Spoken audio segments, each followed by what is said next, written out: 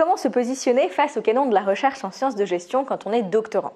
Avec Claire Le Breton, nous avons souhaité aborder 3 grands aspects du document final de la thèse pour aider les doctorants à se positionner par rapport à ces normes afin de les questionner.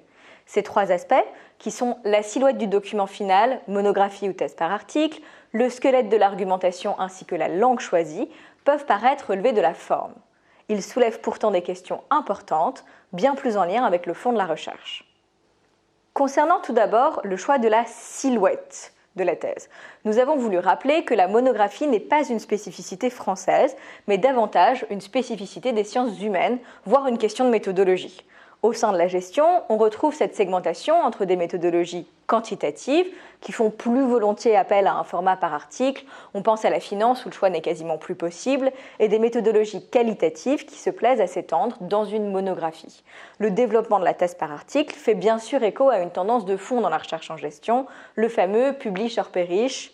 Présenter sa recherche doctorale directement sous forme d'article permet aux doctorants de gagner du temps en apprenant d'emblée ce format valorisé dans la suite de la carrière, à commencer par le recrutement.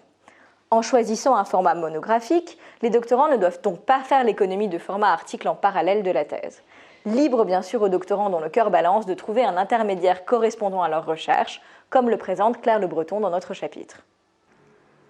Par ailleurs, cette souplesse dans l'approche des formes standards de la thèse peut s'appliquer au squelette de l'argumentation. L'enchaînement des idées dans un travail doctoral suit le format d'un article de recherche. Cette standardisation reflète les canons anglo-saxons de l'écriture, décidant de tout dévoiler d'emblée pour ne rien cacher au lecteur.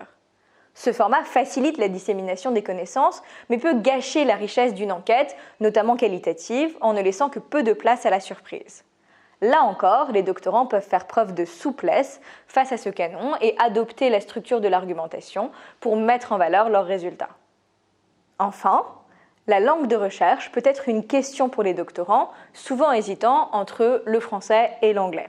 Si certaines approches méthodologiques, notamment discursives, rendent difficile la traduction de résultats empiriques, changer de langue de recherche peut aussi être l'occasion de créer une distance avec ces travaux. Bienvenue dans l'expérience de la thèse. Vous l'aurez compris, il n'y a pas de bonne réponse face à ces canons de la recherche.